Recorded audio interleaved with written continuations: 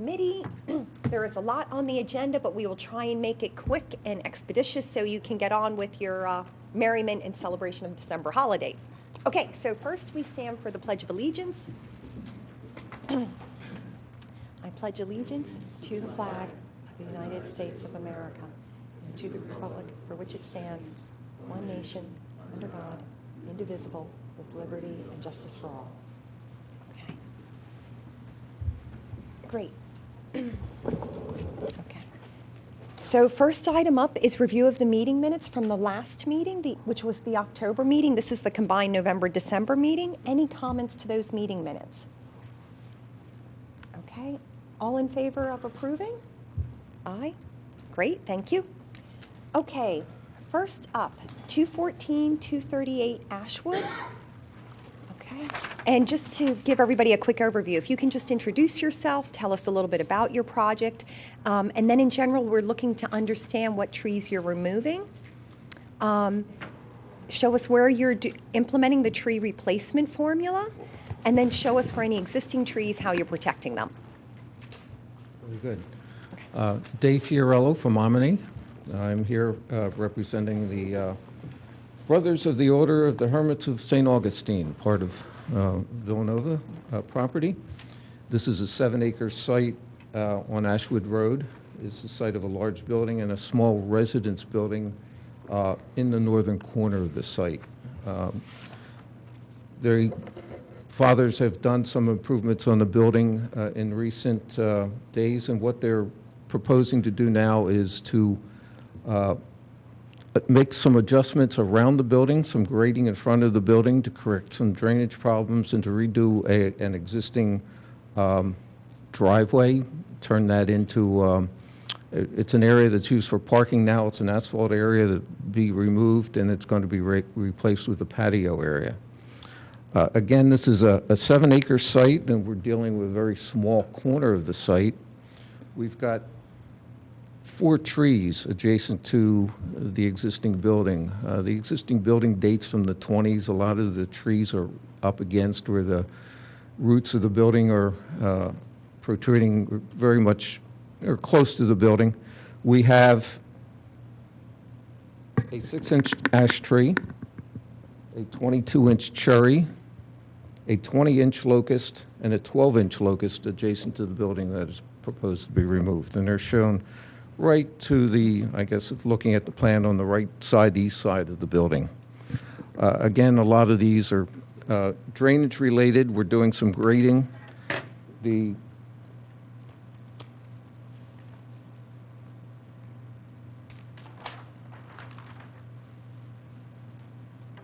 work proposed is to eliminate the asphalt paving behind the building that's used now. There's a driveway that comes through and circles around.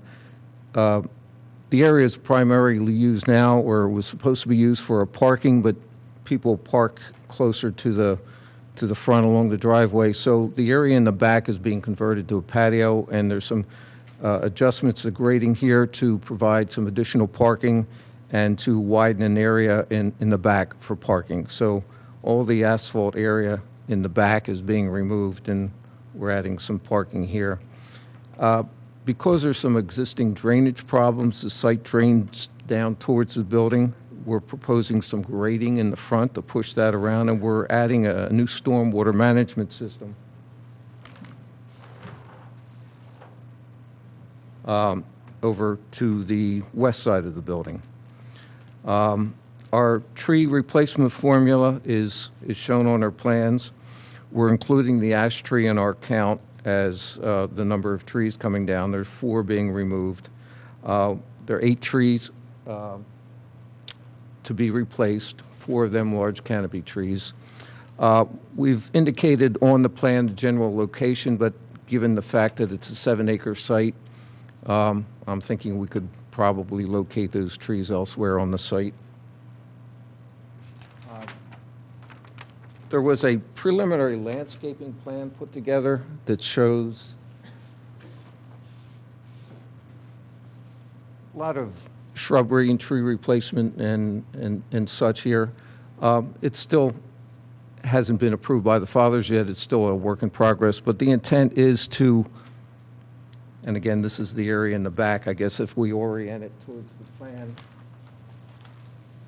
where the patio is, there's shrubs and trees to be put in there. So we have trees shown on the plan. I don't think we have any replacement trees decided upon yet, what the species are, and we would look maybe for recommendation to the board if they have any comments. Yeah, and I think realistically, if you're only removing 4 trees, you're not even required to come before us because you're under the number of 6. It's a grading permit.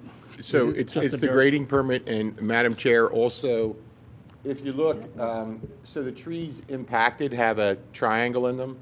They're on the adjacent property of Kathleen and Paul Neff. So my concern, aside from, as Mr. Gibbons noted, was the grading permit. You can see there's extensive grading over the stormwater management system that mainly impacts just the 20-inch ash, but also some concern for the pine trees, and they're all on the adjacent property. So my question or suggestion is, if they're within I think if it's within 5 feet of the property line, they're required to notify the adjacent property owner that this work's going to take place. More importantly, I thought perhaps we should request or require the applicant to do some type of root feeding as a follow-up. Even though they're not removing the trees, they are going to be working under the drip line of We the neighbor's do have trees. notes on our plans about the treatment of trees and the treatment of roots, the cutting of all them, to make sure that that type of stuff is addressed during the work. So, Mr. Fiorello, I know you have the root pruning on there. Do you have the feeding of certain, and I'll defer to Mr. Gibbons on that, you know, some type of deep root feeding or something along those lines as a condition?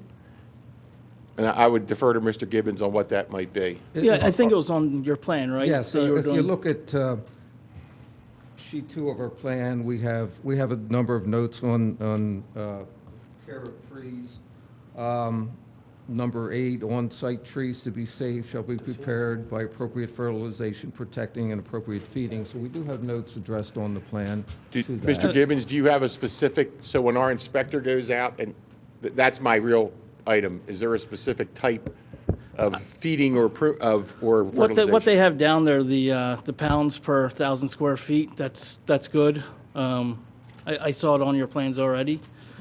What I would suggest is that before, since the trees are not required, maybe wait, because they're all pine trees, I believe, right? There are pine trees along the back. There is an existing fence Are line along there. they're the ones that will be, No, They're the ones that, you know, we are doing some work there and removing some of the existing asphalt. So I guess you could say we're close to those trees with some of the work on the groundwork. We're not doing extensive grading there, but there is asphalt pavement that's coming out in that area. plus, I think there's a large 50-inch ash tree. I don't know if that's a healthy tree or if it's diseased, right near to the left of the pine trees. Yes, there's also a sewer line that is in that area too, so I'm thinking that, I'm not sure when that was put in, but, you know, again, we're trying to minimize the work in there by taking out the asphalt pavement that's over the roots there now. I don't think if you're taking it out, there's not much you can do except just try to be as careful as possible, put up some fencing. We do have fencing You have on our fencing plan. up there? There's, our sheet 3 of our plan set shows our tree protection fencing. There's an existing cyclone fence to the west of the building. We're utilizing that as a protective measure, and we are showing tree protection fence in front of those pine trees further to the east of the site, so we can protect that. We're showing tree protection around some of the other trees that are to remain also. And maybe John could stop by sometimes, Mr. Norsini, and while they're excavating, just to make sure that it is pruned if it needs to be, if there's a lot of Absolutely, damage. and that's why Yeah, I wanted to come here. If you're okay with those fertilizer requirements, or you wanted some other fertilizer requirements, and we can definitely have a a note on the plan, which I think he might actually, he has notifying the township engineer. They can notify the township arborist when that work will take place. Just stick that note on, Mr. Fiorello, We can and certainly do that. that would be easy. Other questions? No. Okay. All in favor of approving? Aye. Thank Great, you. thank you very much. Thank you.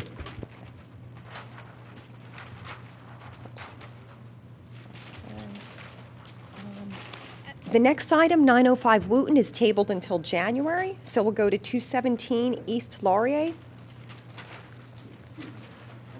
I'm with Britannia Engineering, here on behalf of Chris Darhan. I was told to come tonight. I didn't know. Is that for 905 Wooton? Yes. Yeah, my understanding is there were some conversations prior to this meeting, and apparently some items still need to be added to the drawing, and so it has been tabled until January. Okay. All right, thank you. Okay, thank you. He was looking for you in the parking lot to tell you, so. Thank you. Okay. Hi, sorry. My landscape engineer was supposed to be here, so I'm texting with him, but hopefully he'll be here shortly. But I Okay. can- Should be rather easy. You're not removing any trees, I and it know. looks like This- it's just, Okay, sorry, so my name's soil? Andrew Works. I reside at 217 East Laurier Place. We are building a pool And and. is it Henry? Pergola. Sir, can you just stand near the I'm sorry. microphone? Great, thank you. We are building a pool, pergola, and a shed, and we have submitted documents, I guess, for a planning permit or a building permit, excuse me. And as a part of that, they said even though we're not removing any trees, we need to go in front of the Shade Tree Commission. There are obviously trees on the property, and then we followed the, I guess, the guidelines around the protection of the trees as we're doing the work. I think we've listed here that there's 225 cubic yards of dirt to be removed. I don't know what else to say. I'm sorry.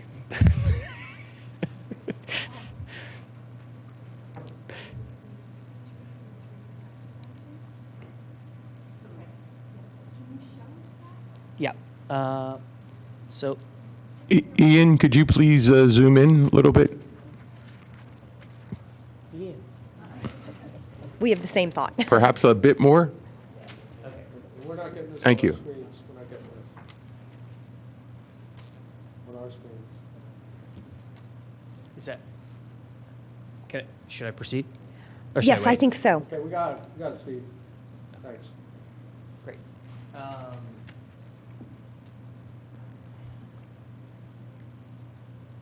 So the site area is the dotted black line, I believe. This is inside of there is where they'll be doing, I guess, the work. Protections.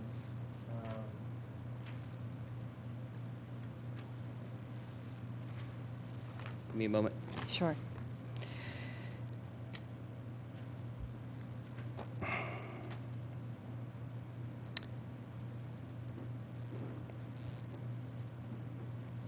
I have to say they're on here, but I'm not sure that I'm capable of determining what it is.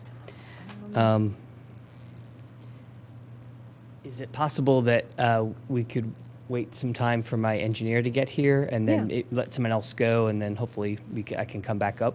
Yes, that's fine, because even looking at the legend, I don't see the tree protection fencing, but maybe he can find it more quickly than I can. Yes. So All yeah, right. that's fine. We can table you if you like. Thank you. I Okay. appreciate that. Sure. Okay. So great, that brings us to 109 Harvard Lane. 20 trees being removed and 1,200 cubic yards of soil also being removed.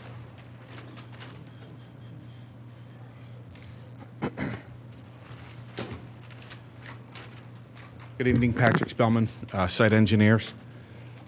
Christy Flynn of Rockwell, the developer, is also here with me. If you remember last month, we had brought one of the lots through, and I said I would be back with 4 more. Well, here I am. So the first one, I don't know, what is the first one on the agenda? 109. 109. That happens to be the one in the front there. Okay.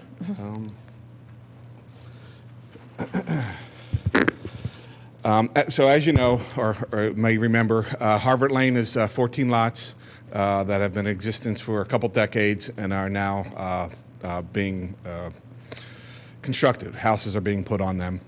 So they were subdivided back in the 70s and 80s under the density modification ordinance that was in force at that time. So now the lots are being sold off, and as they're being sold off, we're coming in with a grading permit. Excuse me, can you ask Ian to put this on our screens? Because we don't all have plans anymore, so.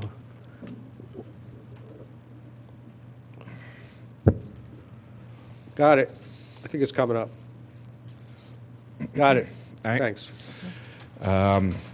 So this lot, Lot 38, is 109 Harvard Lane. It's on the north side of the lane, towards the end by the cul-de-sac. In fact, all 4 of these properties wrap around the cul-de-sac. I'm sorry, 3 of them wrap around the cul-de-sac. The 4th one's going to be on the other side of the road. So the intent is to come in here, remove these trees. Be a total of 20 trees. And if you remember, we talked last time that this was pretty much clear cut back in the 80s, and what has grown back is, well, I don't want to say scrub trees, but whatever the technical term is you would use. Yeah. Can you shift that a little so we can see where the trees are? Oh, I'm sorry. Thanks. You know, my eyesight's are bad. So here are the trees that are the location of the trees. Mainly to create a building pad for the proposed house. Let me move it up, see if we can get to the road. Building pad for the proposed house, stormwater management, stuff coming down the hill, getting it around the house, stuff that needs to be controlled on the property itself, getting moved to the stormwater basin, which is in the front. Mr. Spellman, maybe a quick question for Sure, you. go ahead. Before you go off the corner piece. So in the inset, you show removal of a 30 and a 26-inch, or a 30-inch and a 38-inch maple, but it's not shown on the tree table. Yeah. It says 30-inch or greater to be removed, and it says 0. Yes, you are correct. So that, I mean, only reason being that's going to up your tree count by 12. Well, and actually, there's quite a few more. There's Yeah. there's a 38, a 26, a 26, a 30, a 24. I mean, just in the 30 or Yeah. greater category. So that shade, that's heritage tree or greater, and I see a 38, a 30. I only see 2 heritage trees, but that would be 32 trees required to be planted. I apologize. 6 of which would be large canopy trees. Yeah, I think we'd have to redo the whole table, because you have some in the middle size and you have some that are heritage that you've nicely shown in the upper left-hand corner. They're just not on the table. Yeah, I apologize that putting 4 together at once apparently got a little confused. How embarrassing. That's okay. We Well, could anyway. we could table this one. I don't think we can approve it as is, but we could look at the other ones if you think that they, that their formula may be shown correctly. And I guess I have a question that runs to a few other plans, and maybe Mr. Spellman or Ms. Flynn can answer. So we're showing, I don't know, 4 trees planted on the site, but obviously there's whether 20 or 32 that are required. So what would be the plan for the other 28 trees? Well, we had a row of the arborvitae around the back. There's 16 along the backs. That's how I was getting 20 on this particular site to match the table. So now we'll wind up having to put additional trees, I guess, in these spaces that I have there and along the side. You can also contribute to the shade tree fund and a little planting if you don't have enough space. Or would you consider leaving any of the large trees? We really, when we first started this, tried to figure out how we could do that, and it just between their The trees are in terrible shape. yeah. Yeah, and we would prefer to keep trees, but, we value in those to us.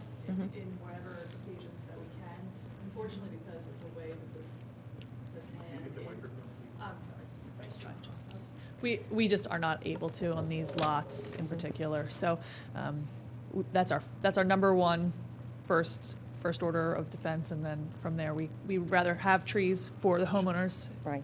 You know, so we'd like to find locations that the replacements will work as our next step, and if that fails, then we would move on to the next.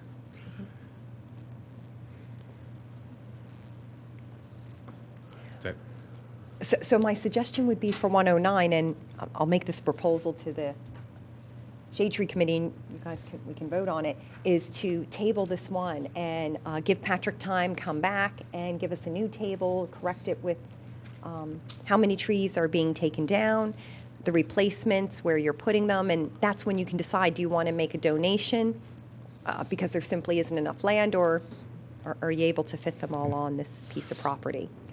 Okay. Are all in favor of That- that? That works for everybody, works Okay. for us. Yeah. Okay, great. Well, not for Christie. So the next property up, or Jack, did you have something first? No, I just thought we should at least look at each of them, maybe. You know, he has to come back anyway, but we might as well look in case there's any objections to Okay. the other plans. Okay. If the others are acceptable, we'd hope that we could Sure. get approval, so we Yeah. wouldn't have a delay on the others. That's what I said, yeah. Okay. We have 111 next up on our agenda. Good. Does That's that what I match? had- Yep, yes, it is. Perfect. This is Lot 39. It is next to Lot 38, the one we just looked at right here. Generally, the same thing. Hopefully, the table is right. Taking a quick look.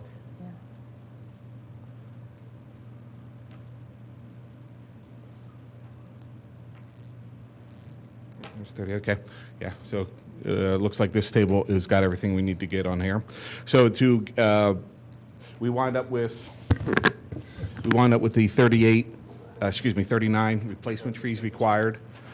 So to put them in, we are talking about putting in 25 of the arborvitae along the back to give Hey, the Patrick, buffering. And then, Patrick, Yes. if you don't mind, I'm going to interrupt you.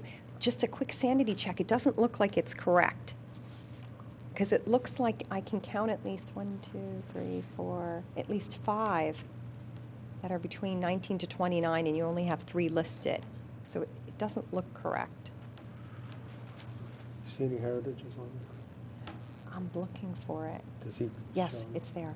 I see 1 heritage, But how, you see on the plan? and that's there. Is there? Okay. Yeah, the heritage looks good. I see 1 heritage and you have 1 shown, so that looks good. It's the 19 to 29. Just by a quick sanity check, I can count 5, but I only see 3 I listed. think there's 6. Agree with the Madam Chairperson. And Mr. Spellman, I have another question for you. And again, I might defer to Mr. Gibbons on this, but we always hear that, and I think it's great from a privacy standpoint for the arborvitae, but our arborist tells us we should watch about planting so much of one species. So, thank you, Mr. Gibbons. So I don't know if the applicant would be willing to perhaps use some other species intermixed in there. It seems like you have plenty of room because it's just all along the bottom of a slope.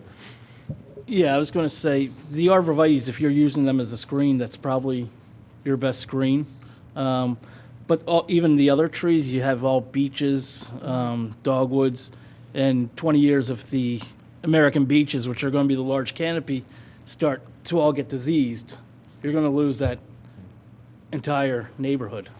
So you should try to, it looks like pretty much the same table for every property, is it? It is, yes. Yeah, I mean, so try to break it up that So way. not necessarily on this particular lot, but it's across the, Just a recommendation, yeah. across don't the, know. change the tree species as we're moving along through the lots. Yeah, kind of mix it up, maybe plant some Nissa or something like, Matt did a great list of trees that are on the website that are recommended. You could take from that. And if you're not using the green giants for a screen or something, then try to break that up as well. The buyers would probably like it as well if it was Understood. little different. Okay. Understood. So this one I would say is in the same boat as 109. Yeah. I see Christy getting mad behind me. Yes, it is. My apologies again. I Okay. apologize. Okay. Do you want to go to 115? Sure. Okay, Try my luck on this one. okay. Now, on this particular site, we actually were able to save some trees in the corner, just because of the way the upper part of the site we were grading, the lower part of the site we're filling. This is kind of in the middle, where we were coming back to natural grades. So we were able to carve out this corner and save these trees. There are, I'm almost afraid to say it, 16 trees to be removed.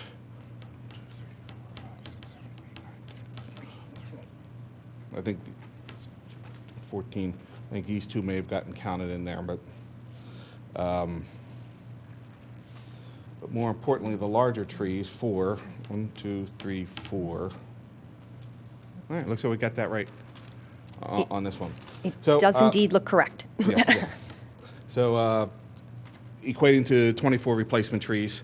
Again, putting some arborvitae around the edges for screening, and then just using these trees that we've been using up to now, same trees for the shade trees in there.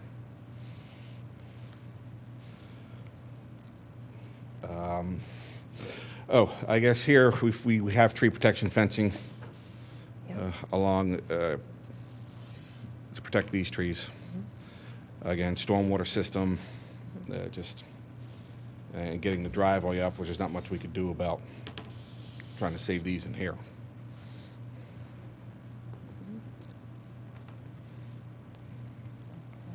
Questions?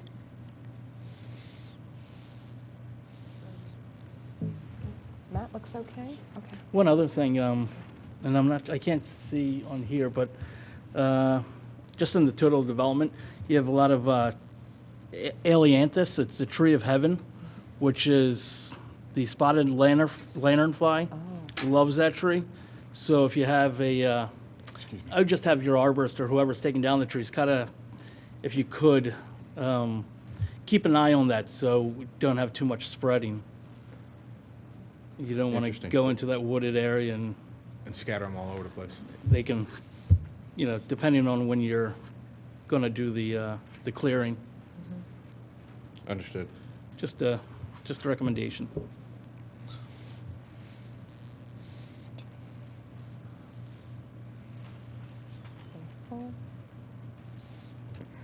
And then did you show us where the new trees are going in? Yeah, so the Yep. 16 arborvitae here, then we have a couple oaks. No, I'm sorry, only an oak, and birch trees along here,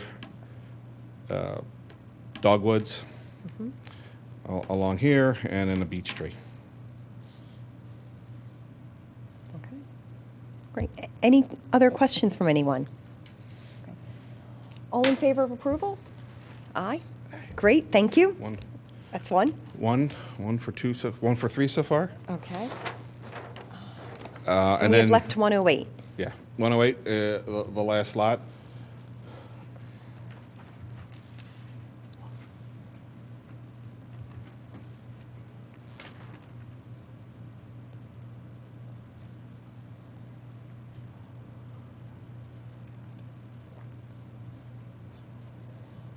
All right, just want a quick check. That looks like this table does have the correct trees.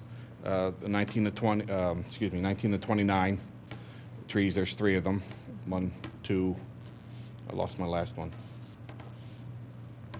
3. So we'll wind up taking out 16 trees on this property, requiring 22 replacement trees. Pretty much the same formula being used. Arborvitae to provide some screening between this and the next lot if when it gets developed.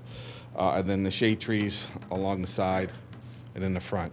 An oak tree, some beech trees, and then birches and dogwoods.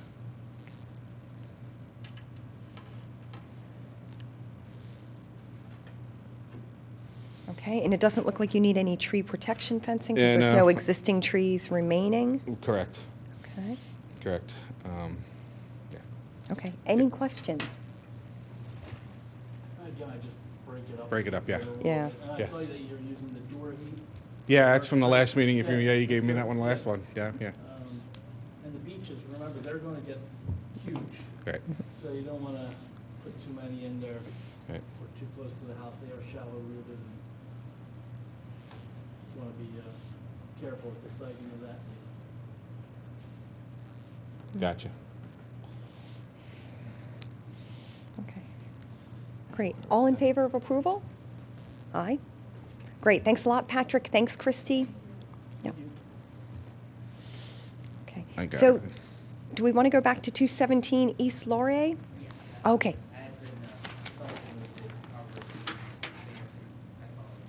Okay. Great. Thank you. Good night. Yep, thank you.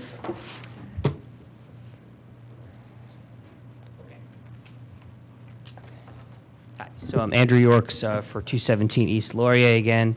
If you could zoom in to this area here. So right where my finger is. Oop, there we go. Okay, and the reason why I could not see it easily is it's the protection lines that are for the fencing for the trees are along that disturbance line. So the disturbance line is the dark line, but there's actually, if you zoom in, or if you look at the document, you'll see there's a line with little X's on it. And in fact, right where my finger is, it says temporary fence for trees. I don't know if you can see my index finger, but it's pointing, it's just that they're on top of each other, so they're hard to read.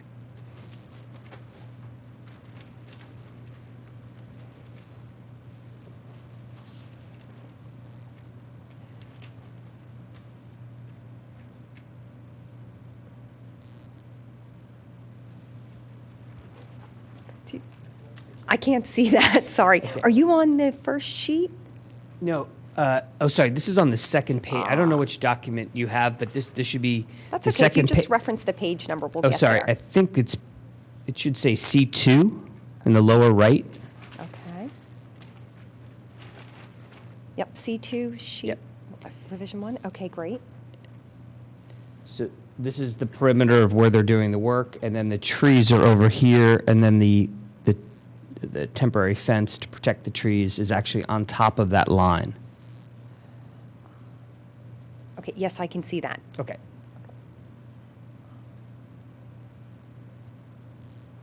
Okay, great. Back. Okay. So folks, this is one where no trees are being removed. Looks like the tree protection fencing is adequate. It's just soil removal. Any questions? Madam Chairman, I just had one. So there's a large tree that's outside of the limit of disturbance, but the drip line is in the project, and you'll see there's some contour lines that run through that. Lower left corner? Yes, sir. This one. We can't tell. This That one, This yeah. tree right here. So again, my thought might be that we just request the applicant do some type of root pruning, feeding, and I'll defer to the commission. What is that tree? Can you tell what kind of tree, and can you read there what kind of tree it is and the size?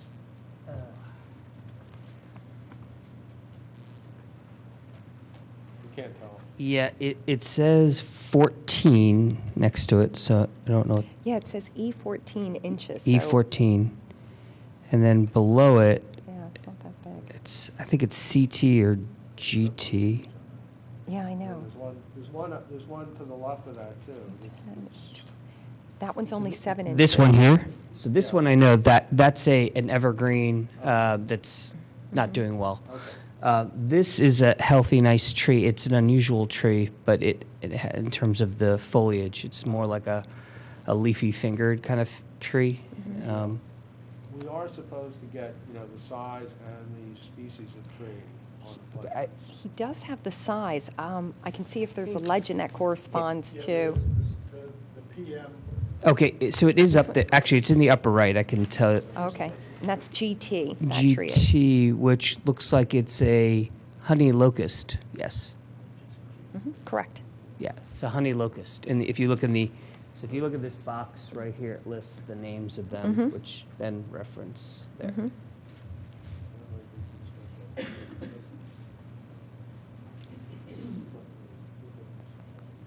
So yeah, the trees are up in the upper right.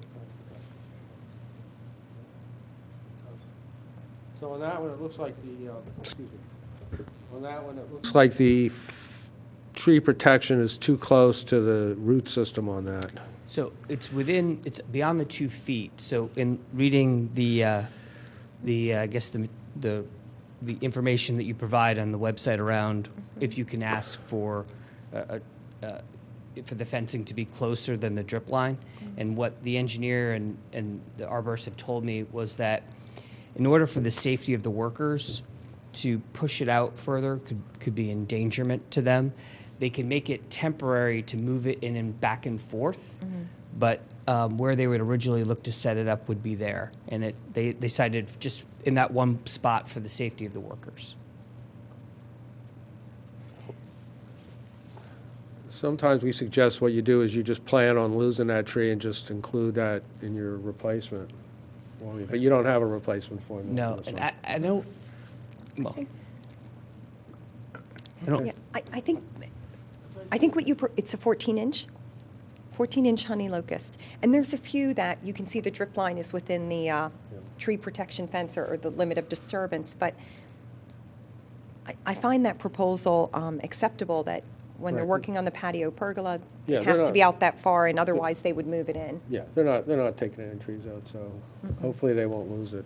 yeah. Okay, great. Any questions? Okay, great. Great. Motion to approve? Yep, aye. Great, thanks, Andrew. Great, thank you very much. Yep. Okay, And sorry for the, no, that's fine. Okay, so that concludes the new business. We'll now move on to item 5, tree removal without permits, nothing to cover there. We'll go to item 6, 2018 goal update. Let me switch.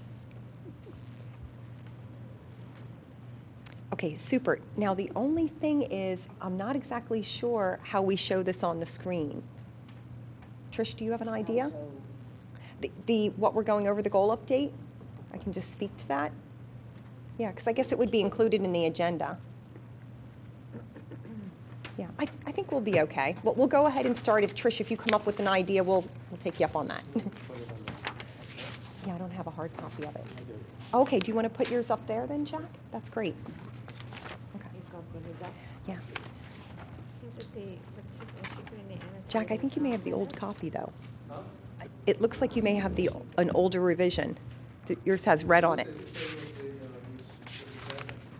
Yeah, there was another one updated, but you can go ahead and put that one up. It's close enough. It's okay. Okay, let's look at it.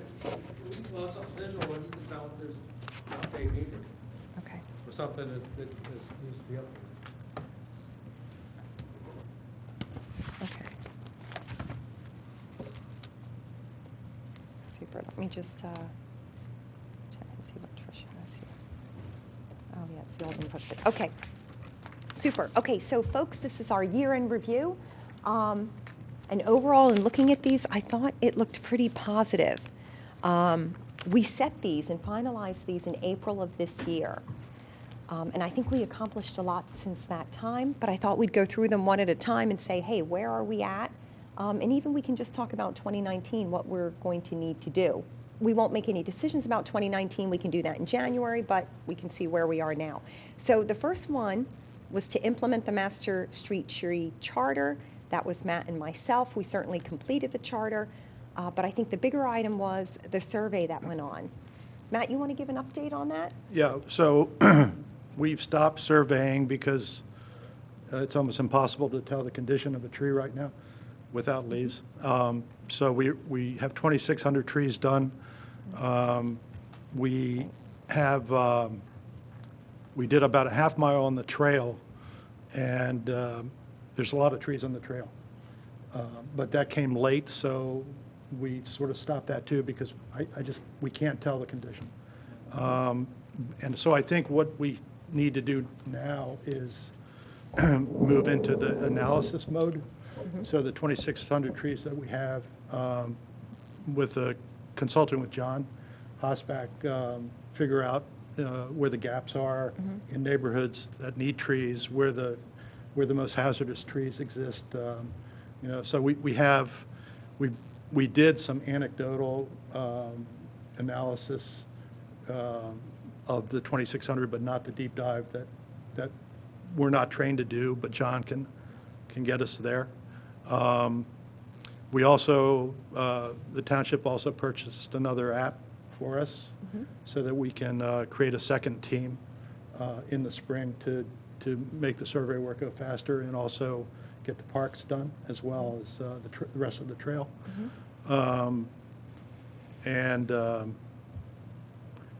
It looks like my guess is we're about 40% through the survey, through a complete survey of the township.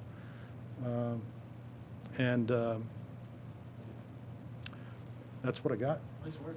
Mm-hmm. A lot of trees. Accomplished a lot in a short period of time. Yeah, definitely. And I think also that was a big point of input into our budget. I think we would have struggled to make a budget input request without having the data. And for the analysis, I know you just gave a number of 40%. We assumed that we were about 50% of the way through, and then that's what we used. So I think that's fantastic. Right, when I saw the number of trees on the trail, that sort of, Okay. I didn't expect that, but there are a lot there. Okay. Okay, super. Next one, number 2, keep the ordinance current and effective. That we had overall owning that goal, Matt and Jack, and basically a few items underneath that. And I have the current agenda, a little bit different than this, but implement and recommend the tree list. I think that's done. So great work on that. It even comes with pictures, so that's a nice improvement. Implement the bamboo ordinance. That one actually, Lisa and Rich, we should welcome you. So thank you for attending from the BOC and being our representatives. And this is one of the items we'll need help on in 2019. We know that was presented to the BOC earlier. It was rejected, and we just need some understanding of why and then how to create consensus and give you something that you can approve. So, but that's where we are with that. So is it still a goal item right now? Or is the goal to discuss with Board of Commissioners? What we need is some direction from the Board of Commissioners. So I don't think this needs to be done this year. That was our original target. But we understand there's some different opinions within the Board of Commissioners as to whether this should be an ordinance or should not, and if it is, how restrictive should we be with residents? So we need some guidance there. Well, I can tell you personally, my issue with the bamboo ordinance was that it was very heavily, it's an encroachment on a lot of people. It would take a lot of work to enforce. There was penalties for bamboo. And my view is that we were going to get some pushback from people, or at least I was going to have to approve an increase in the size of government just to enforce it. So that's what I was worried about, is that it was just onerous for its intended purpose. So, I mean, I have no problem, if you believe that there is a bamboo problem that is an invasive species that causes harm, I mean, I have no problem with making it an undesirable or not approved, but I just have a problem with going after people for enforcement. So that was my issue with it. I think, did you all have the opportunity, did you watch the meeting where I guess everyone raised their different concerns? I remember particularly, one of the things for me is that it didn't jive with what some of our other current ordinances are, and one of the things was around the burning piece. You guys, I think the disposal of it was to burn, but technically in Radnor you're not allowed to burn. So there were some things like that, or there's restrictions around it. So there were some things like that I felt, if we were going to do that, I don't disagree with Commissioner Booker either. And I think there was consensus on the board around that. Were we being too punitive towards people? So maybe if you could go back and take a look at that and see if there were other measures. I mean, I do know I've heard from some residents, in my ward since then, there were people like, darn, I was waiting for that bamboo ordinance because we want our neighbors to get rid of their bamboo, and, it shouldn't, how do we kind of balance all of that? And I think that definitely was one of the concerns on the board as well. How does it work with other ordinances we have currently on the record? If I could just clarify a couple things about what we were trying to do. The original draft of that ordinance allowed people to plant new bamboo under very, very onerous restrictions and complicated, hard to understand restrictions. And we, in consultation with the Radnor Conservancy, used the model of the Haverford bamboo ordinance, and that's what that was modeled after, which was already affected, and I don't believe it's causing too much problems in Haverford. But we decided to just, it was better to just prohibit new bamboo, just for that reason, that to try to effectively have an ordinance and enforce it for new plantings of bamboo would have been really crazy, because how would you know when people were planting it, and then how would you get on their property to see if it was planted within the parameters that were on there? So we just prohibited. So that part of prohibiting planting of new bamboo doesn't involve hardly any ordinance work at all, and is not difficult to enforce once you've determined that somebody's planted new bamboo. The trick there is, how do you know when the bamboo was planted? Was it when it's discovered, is that the grandfathered bamboo, or is that new plantings? And that could be hard to tell. So you'd almost need a mechanism of knowing where the bamboo is at the point that ordinance was affected, so you could tell whether it's new planting or not. But we just wanted people to understand just how big a problem this can get to be. The burning part is not really either here or there for us. The reason you burn it is because the rhizomes of that are almost impossible to destroy. So if you just take it to a landfill or almost any other means of disposing of it, it's going to just grow again. It's just going to grow right from there, wherever it is. Very, very difficult to control the rhizomes of the bamboo. They're unbelievably healthy, growing. But this is going to cause, it can cause, first of all, once it gets into our township and our parks, it's almost impossible to get out. So if you're talking about a budgetary item, I mean, in the future, if we don't have something to control it and it starts getting into the parks, you're talking about millions and millions of dollars to get it out, or just let it take over your parks. It'll take over literally any parkland. So, and then that's why the neighbors are concerned, because once it gets into their property, it's almost impossible for them to it's thousands and thousands of dollars to get rid of it once it gets into their property. So really, I think what we're trying to do is, a good bamboo ordinance will save the township money in the long run. How you get rid of it doesn't matter to me. I don't know of another way to get rid of it. That's why you burn it. There are ways of burning it. You might have to, we didn't say you had to burn it in the township. You take it to there's probably places you could take it that will incinerate it, for a limited cost. Well, I would suggest if the board, the commissioners, the Shade Tree Commission, so thank you, commissioners. Right. If you all as commissioners want to resubmit it and say, we believe that this is good, we want you to approve it, and we understand the issues, but have addressed them, the issues with as little bit of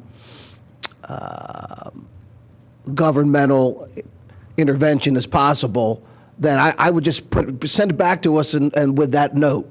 Right. And I don't think that what I always tell these advisory boards is I at least want to hear your view on it, and even if I don't decide to vote for it in the end, that's not a reflection on what your view is. There's other factors, but you are advised, provide the advice, and I don't think any of us want to spend millions of dollars to clean it out of the parks. You're right. Mm-hmm. Okay. Mm-hmm. So That's, I would like to hear a little bit more about the issues that have arisen and the horrible, the difficult, the issues that we're trying to correct. I'd like some more on that, because I had not heard about millions of dollars to clean it out. So that's a concern. I think that would be helpful. You know, what was the precipitous behind you guys needing to put forth, a bamboo ordinance? You know, I know there's bamboo up on the trail. I know, neighbors who have bamboo and things like that. But is it such a problem here in Radnor, and is that what? And I think, to Commissioner Booker's point, having an explanation as to, what prompted you to do this, why you do think this is an important thing for Radnor to do, and how it can be, beneficial to the community, and, not just financially, but also, to the aesthetics and whatnot. Yeah, the Radnor Conservancy had gotten quite a few complaints from neighbors. The thing is, let's suppose somebody wants to, if people have complaints either about the ordinance or not, there's a disconnect. I mean, they don't know who to call. Let's say somebody is removing a heritage tree or clear cutting a property. People don't know who to call. So that's one thing I want to do next year, is get more of a connect between the community to communicate problems. But who would they call? They wouldn't even know who to call. So they ended up going to the Conservancy because they know the Conservancy's interested in those kind of issues. So that was the initial impetus of that.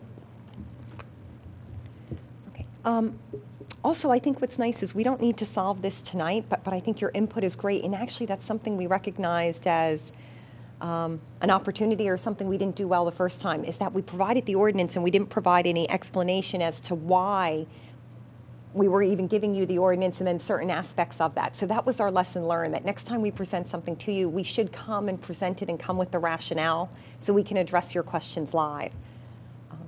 I think also, so to your point about the burning, I hear you, but if I'm somebody who, I'm like, okay, I'm going to comply with this ordinance, I'm going to take out my bamboo, what do I do with it? Like, maybe is it, can the township at least have resources, or, provide, not that the township will burn, but, at least direct people in the right direction, or, can we provide that? You can't, to me, to just say you can't do it, but then you can't burn, like, I'm like, well, what do I do? So I think that needs to maybe go, hand in hand with the ordinance. Yeah, that needs to be as well. clarified. Yeah, we could do some research into that, I'll try to get in touch with Haverford and see how they're dealing with it. If nothing else, just talk to Steve, and you need an exemption from the burning prohibition, open burning law you have to cross-reference that section. Sure. Thanks. Yeah, no, that's great input. Trish, this is October. So we'll just disregard this? So the one that I just put up is the one that you sent me with the updates that you did from the last meeting. Right, those are the meeting minutes. Correct. Yeah, that is the most current information that I had received from you. I did not get any. Then that's okay. Perhaps there was a mistake. I just sent you the one that I'm looking at on my screen, but I think we can just go over it. The goals are close enough. Okay. Next was a new goal was added for 2019, and it's to update the ordinance. And Joe, who's not here tonight, but said he would take the lead on that. So we'll see that in 2019. Okay, so now we go on to number 3. This was serve our residents via proactive communication. This was a team of James, Joe, and Ginny, led by Ginny. And I'll just go over what the goals were, and then I'll let Ginny take the lead on speaking to that. So it was increase education and awareness to help keep and improve Radnor's tree canopy, increase awareness of why a tree canopy is valuable. C, make it easy to obtain advice on existing trees of concern to keep everyone safe. D, advise residents during construction projects of how to protect existing trees. E, make residents aware of the spring and fall tree giveaways. And those are the goals. So Ginny, I'll let you speak to the status on that. Well, I think we did accomplish putting together our communication flyer, and I thought that we had good input from the committee, and And I think the flyer did a good, achieved its objective of covering communication on all those points that you just read off. Where we are now and seem to be a little bit stuck is before we can actually use the communication flyer as a communicative vehicle, we need to make sure our website jives with everything that we're saying in the flyer. And in a review of the website, we ascertained that that is not the case. So we drafted up some changes that we were hoping to have reviewed by Jim Dolan. Have you had any success with that, Trish, in getting in front of him with our recommendations for changes in the website? So Jim is reviewing them, and as I had said to you earlier in conversation, some of the issues are going to be that the website has a format that we need to stick with. So some of the changes that you're requesting may not be able to happen, and that is what he's looking into. Okay. Some of the minor changes, the links that aren't working, Right. those things, they will be fixed and accurate. Okay, great. Do you have any idea when maybe he'll be able to get back to us? I do not. Okay. All I can do is ask him for an ETA. Okay, thanks, Trish. We'll ask Mr. Doling if he can, your next meeting is in January. Yes. We'll see if he can have an update in January. That would be great, thank you. So that's sort of where we are on that. Yeah, no, I think that's great progress, the whole idea of leading with education or leading with the carrot and not the stick. So, yeah, it'll be exciting to get that on the website. And I think Radnor Conservancy has already taken our flyer and is distributing that. They are taking parts of the flyer and distributing it. Again, you know, the flyer references some topics on the website that we do not have on the website yet. So those they're not going to be mentioning because, again, it would be a disconnect. And I think, James, you did the lanternfly topic for us to put on the website? Yeah, I think I sent you an email with the links that I'll go Yeah, through at some point. yeah, I think that we did get that in front of Pretty good Jim. job because it's here, Yeah, the lantern flag, so. yep. Yeah, just gotta keep everybody up to speed with it. Okay. Okay. Nick, go ahead. Excuse me, Yeah, sorry. sure. I just realized I missed a point on number 2. Can we go back just for a second on that? Yep. And if we look at, and this relates to old business shade tree enforcement, old business 8D. So where we have keep ordinance current and effective, I think we should have a D on that, which is to coordinate and communicate the connection between the community and the township enforcement process on ordinance violations. As I was saying about the bamboo, and I was talking about and I've been monitoring enforcement on heritage trees being removed, like on scores and scores of trees, and I know, Matt, you've been doing that too. And people do not know if they see a lot being clear cut or if they see a heritage tree being removed, that is a situation that needs to be dealt with right away. And they don't know who to call. So I would like for us to work on as a goal is making that communication process more efficient in the future. I would even like to see us have a shade tree hotline where people can call and get expedited help, and that could be real cheap. We can get a cell phone for, nowadays you get one really cheap, get a number and publish that in our newsletter and have people, they can call. I would be glad to man that for the first year. And people could call, and then right away I could take that issue to the right place.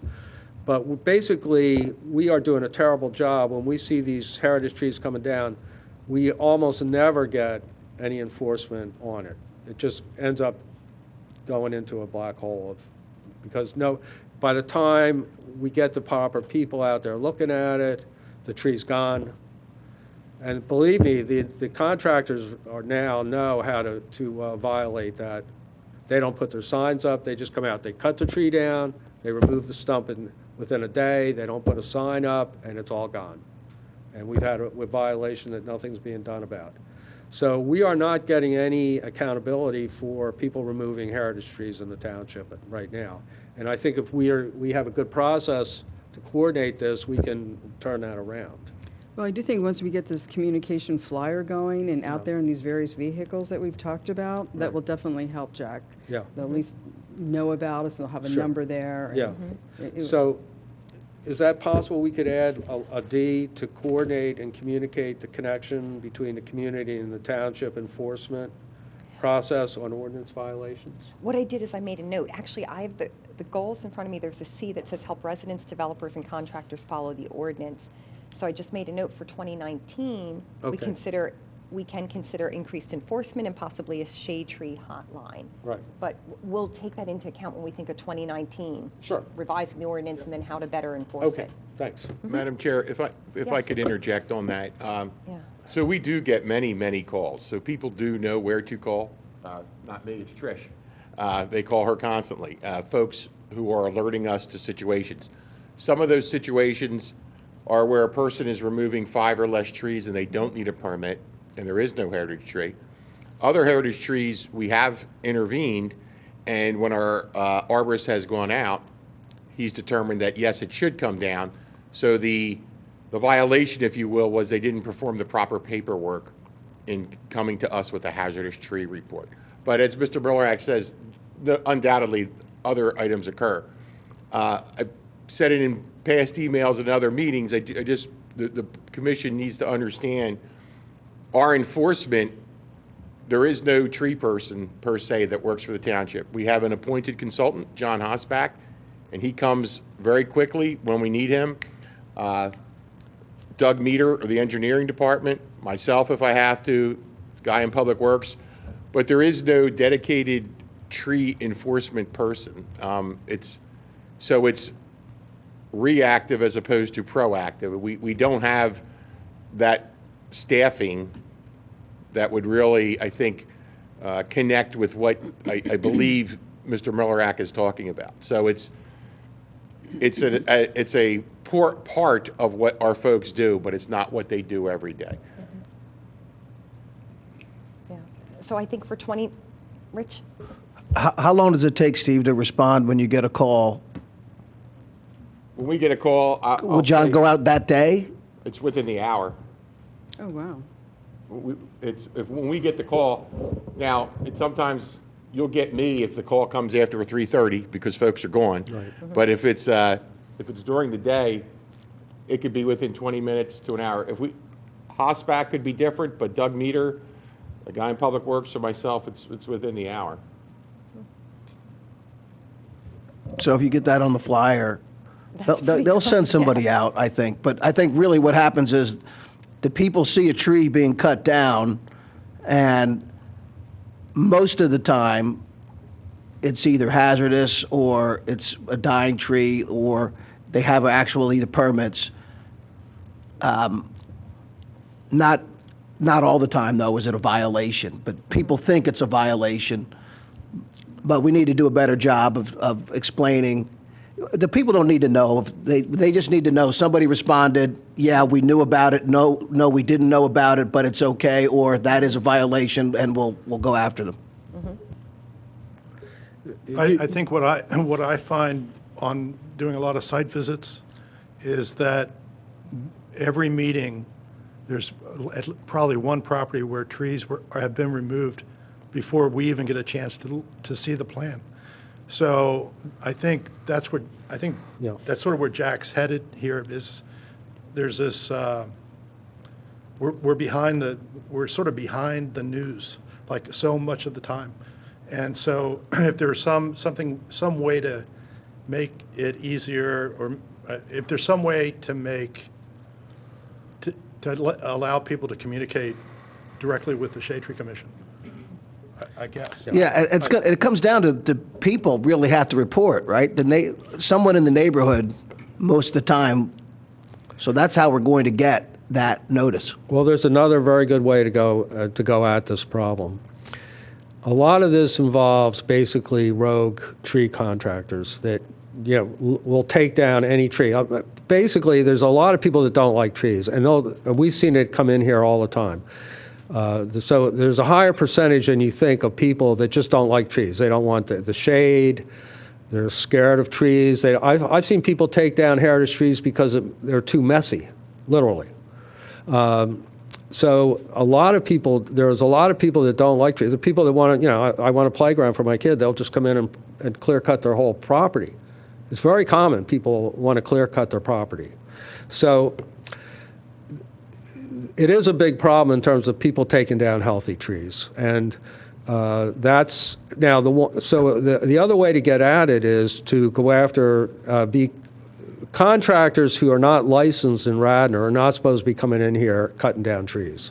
And a lot of these trees that are cut down illegally are by contractors that are not licensed here. You'll see the ones that come down illegally are the ones that are not licensed here. They're not our reputable companies like Ward, Shriner. So if we could, one of the other things I've done is identify tree companies that are coming down here. When we see a heritage tree taken down, we see it's an unlicensed company, to try to get that tree company fined if they don't get licensed. Now, if you could get all the tree companies working in the township know the ordinance and say to a customer, I'm not cutting down this healthy heritage tree. A good contractor here will do that. They'll help us enforce the ordinance because they're abiding by our ordinance. But it's the rogue contractors that come in and tell the people, sure, I'll take that tree down, and they cut it down without putting up a sign and grind the stump within 24 hours that you can't even tell it was ever done. So I've tried to get some of the contractors that are working in the township without license fined, and I haven't been successful at doing that either. But another thing we could do in our newsletter is put out who the approved contractors are, and let the community know that if they see any of these other contractors taking down trees in a violation of our ordinance, we can not only collect money for that ordinance, but then we can get these companies licensed in effect and get them working on the right side of this process. So if we were more effective on that, we would come at it from another angle to prevent the problem. Perhaps the flip to that is to get our residents to ask if they are licensed, right? And that's right. A more positive method. That's what I'm saying. So they'll say, I'm not using, as opposed to looking for the rogue guys, just say, I'm not using you. Right. And the reason they don't get licenses, because our requirement is they must have a registered arborist on staff as an employee of the contractor. So that will throw some people out right off the bat because they don't have one. They are quote, tree guys. That's the most effective way to do it, really, is to make sure all the tree companies are licensed that work here. And because they know our ordinance and they're not going to violate it. They're not going to let the customer violate it. So I think that's a good conversation. I say in 2019, let's pick it up and figure out, realizing that, hey, the area of opportunity is the contractors that aren't licensed. How do we work with them? And then how do we work with our residents to educate them and why you would even want to use a licensed contractor to begin with? Right. So, okay, good. It won't work here long if our residents won't use it. Yeah, yes, that's true. Okay. Good. So now we go to number 4, balance the budget. That name was changed to manage the Shade Tree Fund in October meeting, and really just 2 items there, obtain grant funds. And I think Jack did a nice job in identifying our first grant. We didn't have enough time to actually submit it, given the due date was so close. But it's definitely an opportunity to target for 2019. So we'll keep that on our radar screen. And the second one... Can I just mention one thing on that? We were supposed to get an estimate on that Philippone Park. Did we ever get that? Anybody ever get that? You'd have to talk to Mr. Hosbach on that. I thought he did send one. No, he gave it to us verbally, but we never got anything in writing. And to work on any future budget, we need something in writing as to what that cost is. We'll pass that on to the arborist to make sure he gets us something. Okay, thanks. provide estimates for anticipated expenses. That was basically the budget that we just submitted to the BOC and presented last month. And Lisa and Rich, I don't know if you want to provide any feedback on where that stands.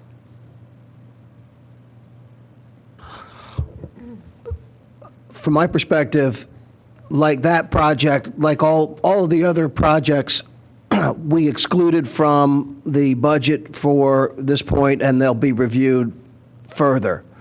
And there were projects that were recommended and projects that were included but not recommended at that point. So we'll have to look at all those projects and see what will go into the budget for that. I guess my comment on that was it's a big ask. It was over $1 million for Shade Tree. And, you know, I have to be accountable to the constituents. So I did want to get, and you did come to the meeting and talked about what I mean, it's a lot of trees to plant. So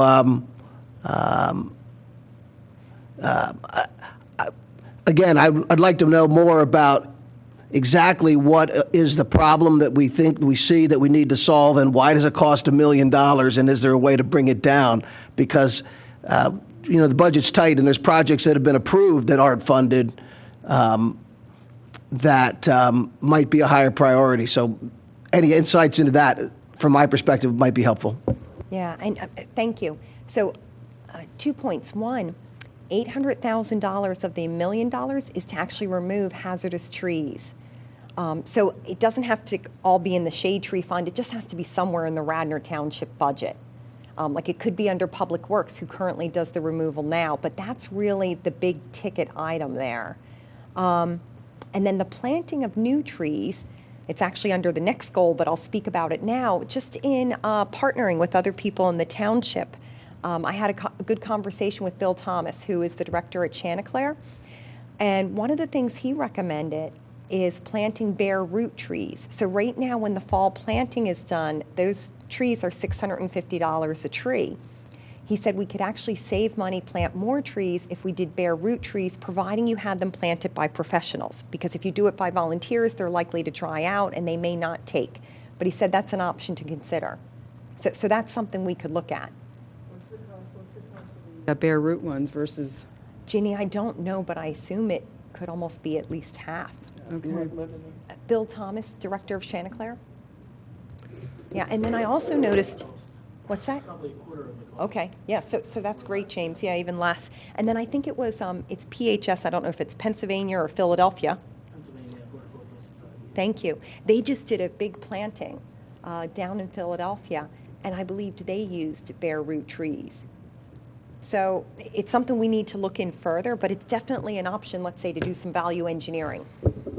But the hazardous trees, that part I don't really know how to value engineer, other than you can do it in a staged process. We have a list that are in severe decline, and then we have a list that are just hazardous. So we could prioritize them. So, you know, as Commissioner Booker mentioned, you know, there are many things that we wanted to fund that unfortunately we're, you know, not able to fund in this budget. But, you know, we certainly appreciate all the hard work I know that went into, you know, what you guys put together and brought to the board. So we thank you and we appreciate that. And we're going to start, I think one of the things that I learned from the process, my first time going through this process with the township, is that starting in October is much too late. So we are going to start in January. We're going to start meeting as a board, and I think inviting in the various groups that and the stakeholders that want to, you know, that have things to contribute as part of the budget. You know, I think certainly the hazardous trees is definitely an issue. You know, we sat here last winter with people who were unhappy because, you know, trees had come down and electricity was out, and, you know, so we understand that that is definitely an issue that needs to be addressed. And what we need to do is, you know, perhaps some of the things we do need to prioritize and say, you know, we'll be able to do this, we won't be able to do this now, we'll do this later. And I think on many things that we're going to be looking at in that kind of with that kind of philosophy. And you know, like I said, the board will be looking to collaborate with our, you know, boards and commissions for recommendations and, you know, figuring out ways that we can make these things happen. So but again, we appreciate the hard work. I know you guys put a lot of time and effort into it.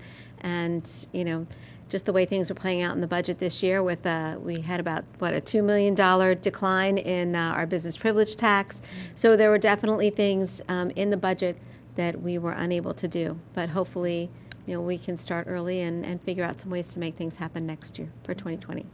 And then, Lisa, do you know when we'll have feedback on what is the 2019 Shade Tree Fund? So so there's been advertised the budget, and I believe the fund is what was originally proposed. Steve, am I correct? So I believe so. was it like 200 and something? I think it was forget. similar to last year's funding. Yeah. So from an operational standpoint, and I don't mean to speak for the commissioners, I'm going to say roughly operating budget items were funded similar to last year. And as the commissioner said, they have a whole host of special meetings scheduled to dive into the capital requests, because there's Mr. White's spreadsheet was voluminous on the capital projects. I mean, in addition to you all, we had, a proposal come from the Wayne Business Association to do work there that was what? $3 million. $3 $3 million. It was, so there are a lot of things that, we have on the wish list, and we just need to kind of put our heads together and figure out, how are we going to do these things? Right, I'm So, just but there asking is about definitely timing. funding for Shade Tree. Yeah. And I'm sorry, off the top of my head, and I don't have my budget with me, but there is funding for Shade Tree in there, but just not this funding. Right, and The when will addition. we find out? The question is the timing. When do you plan to have these reviews of all the other asks done? Like when will you give a decision? First quarter? Are you thinking second quarter, third quarter? When do you anticipate? You mean when will we be reviewing all of the additional new asks that people had made? Yes, you said you're going to be reviewing them, as Steve mentioned, the capital So request we- and giving feedback when. So we have a schedule for meetings that will start in January. I anticipate the first meeting, what we'll do is sit together and we will come up with a plan on how we're going to roll these things, move the discussions forward. What goals do we need to set? What are our milestones? When do we want to have people come in and talk about different things? Right now, some of that, it's all fluid. We will be voting on the budget for, on the meeting, at our meeting next, the budget for 2019 at our meeting next Monday. The Okay. capital projects, some of them will need to be started in 2019 and may require the incurrence of additional indebtedness. So sometime in 2019, I would anticipate some of the projects would be approved. Okay. So whether they're all resolved in June or September or March, but at some point, halfway or three-quarters of the way or quarter of the way through, we'll have a list of what's on the docket, I'm sure. Okay, that's good. Thank you. I had one Go ahead. ask, and I think I brought this up before, but you guys have the stormwater fund, and trees are one of the best ways to control stormwater. So I was wondering if, since that's not being used, we could use some of that for planting wise.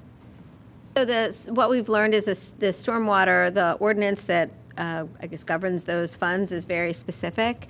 And the other thing is the stormwater fund is being used. It is being used, and Commissioner Booker and I may disagree a little bit on that, but it is being used. And we do have some pretty significant projects planned that we are hopefully going to come before the board for consideration, where we will continue to utilize those funds. So I don't think that tree planting, Steve, if you help me out here, but I don't think tree planting is part of what the stormwater ordinance can be used for. Yeah, or to the Mr. money can Gibbons, be used so for. we're aware of evapotranspiration and the water that's drawn up through roots.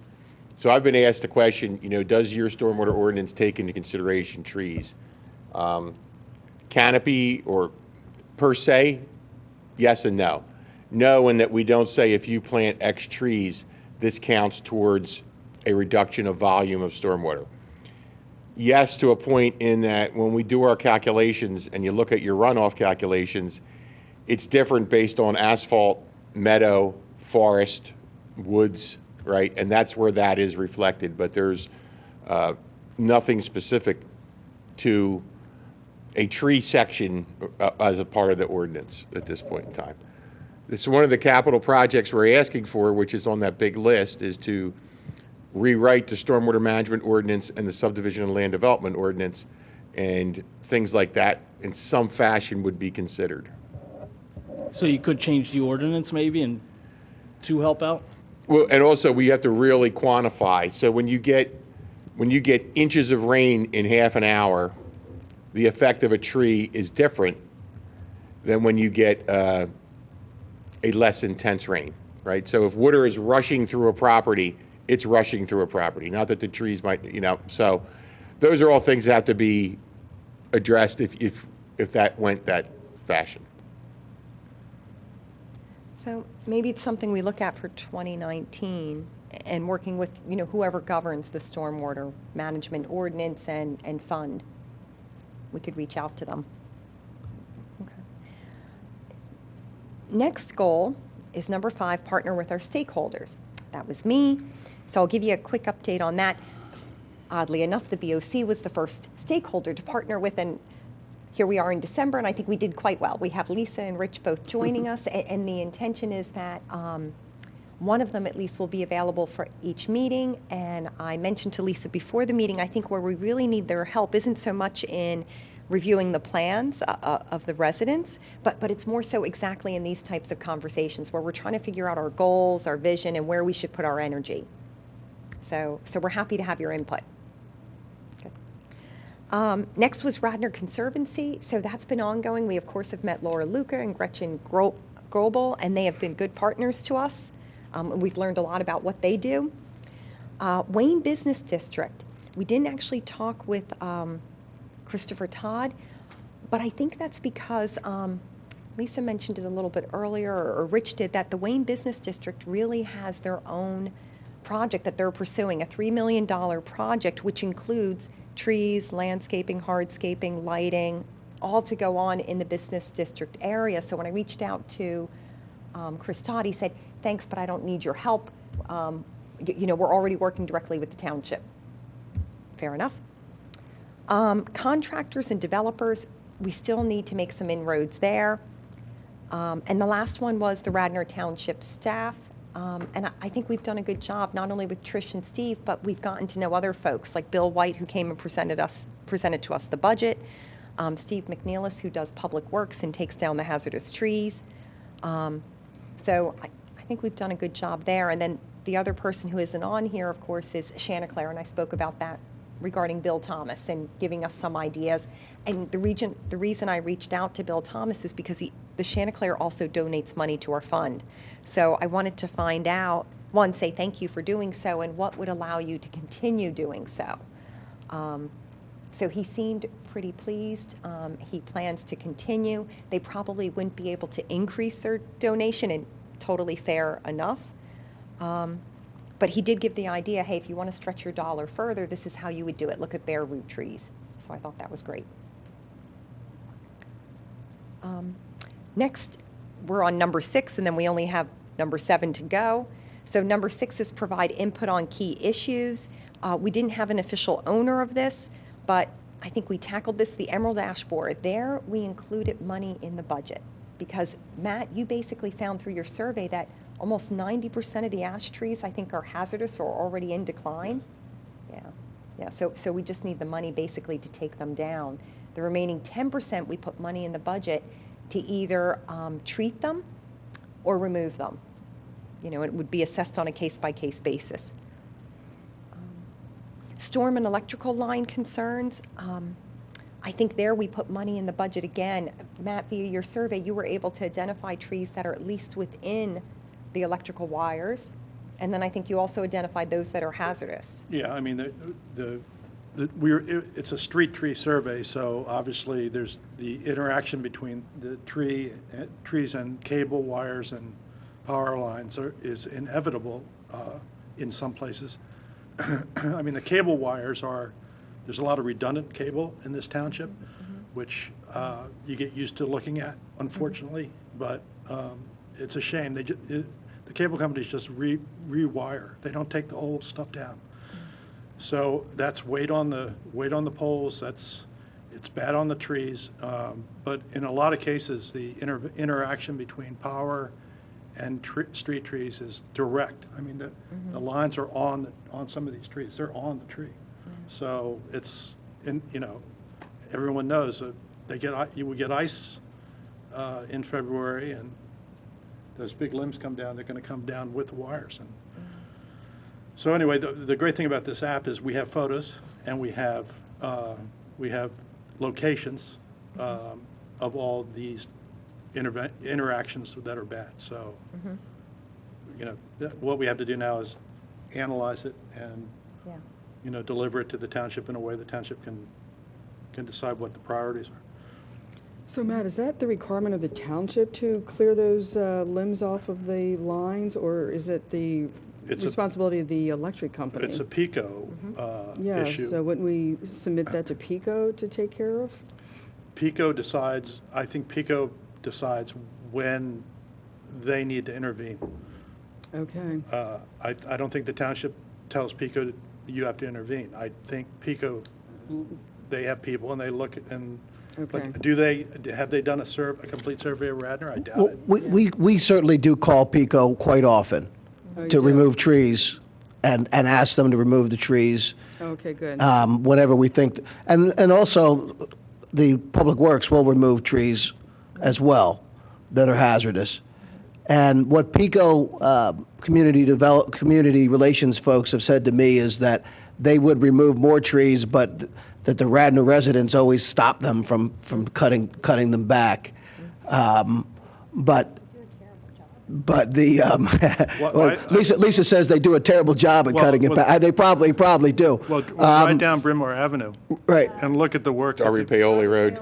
Right. I mean, So. that was a travesty. But the issue especially in the second ward, we see a lot of trees taking out the power lines. And once a tree is on the power line, then our staff can't take it off. We have to wait for them to do it and their tree contractor. So there's a coordination, and that's the biggest concern is that especially there's a lot of ash trees with they tend to lose a lot of branches. And a branch can take out the wire without the tree being even substantially damaged. So those are the issues that we're wrestling with. Well, it seems like we're missing a key link here. We could just forward Matt's list of hazardous street trees to Public Works, right? And have them take a look at that. Couldn't we? Yeah. So so John Hosbach, who, at first kudos to Mr. Golis for this monumental work he's done on the tree survey. I know the arborist wanted to look through it. We had to maybe refine it a little with right-of-way widths and things like that. And Steve McNellis, my colleague, does a great job. As you can see on the list, he takes down, a considerable amount of hazardous trees as they come up. I think the point was in Eileen's presentation, which was fantastic, by the way, at the budget meeting, is how do we fund that magnitude of tree removal, right? So Steve spends X thousands of dollars a year on that. That's dwarfed by what, came out of the survey. How do you prioritize? How do you determine how many years that goes, and does it get funded? So, I mean, Mr. Millerack, I know we could just forward the list, but I'm sure Steve would say, wonderful. What do I do with these, 900 trees that have, literally 900 trees or so that have to come down? So that's where we stand with that. I think Davey does a survey as well for PICO, and then they pass it on to Asplund to do the removals.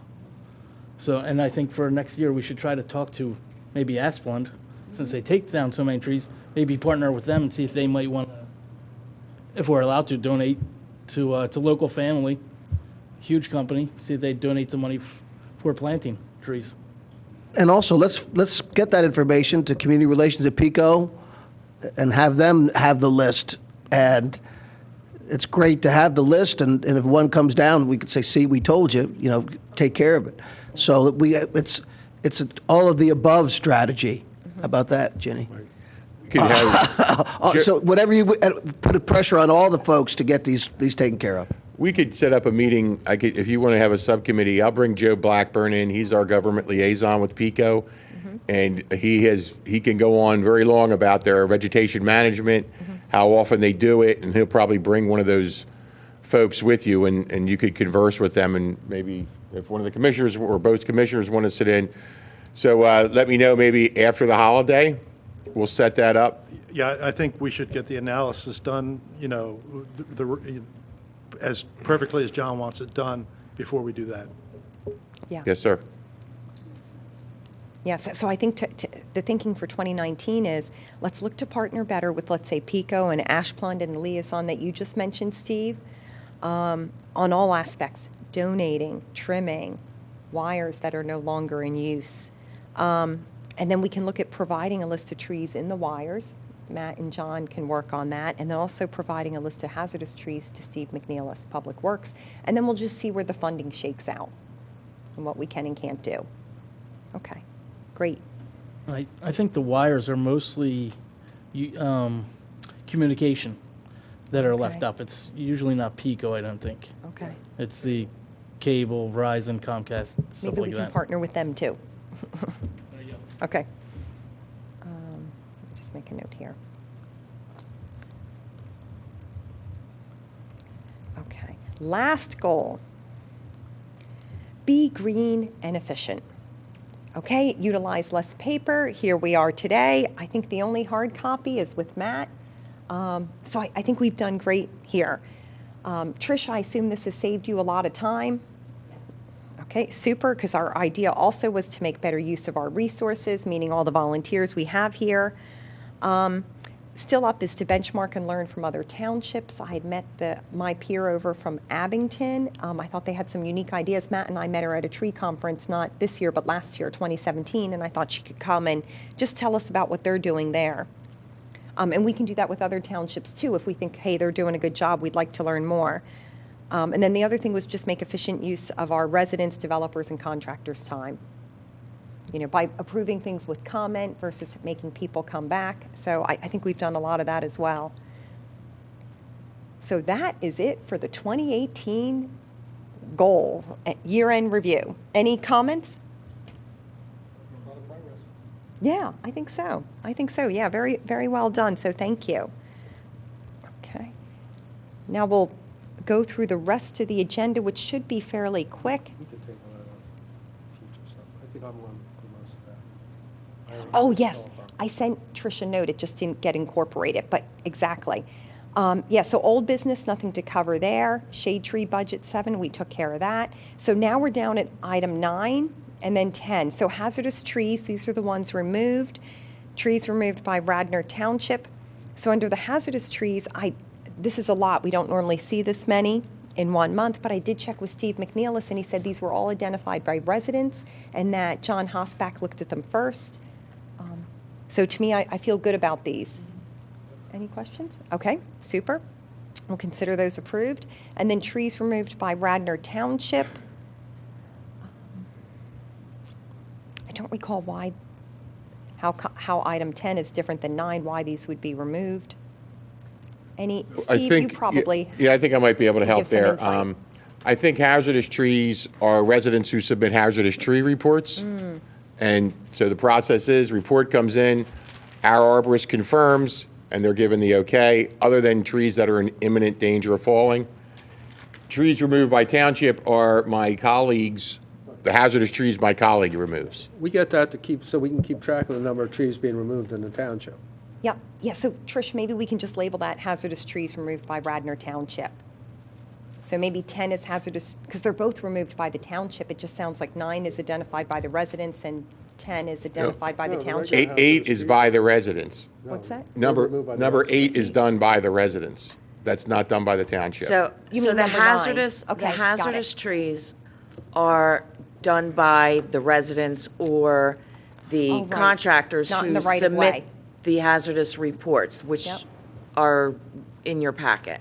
Yep, The township yeah, will send me a list once a month of the trees that needed to be removed, whether they were asked by our township manager or, you know, part of the tree fell in the road and they needed to remove it. So they're the differences. Yep, got it. Tricia, Okay, the thank ones you. that the township's removing strictly in the right of way, or, because I presume they're not going on personal property to remove them, our public work folks. That's the criteria, unless there may be a one-off situation, an outlier for some particular reason from a severe safety standpoint, but the 99% of them are trees within township right-of-way.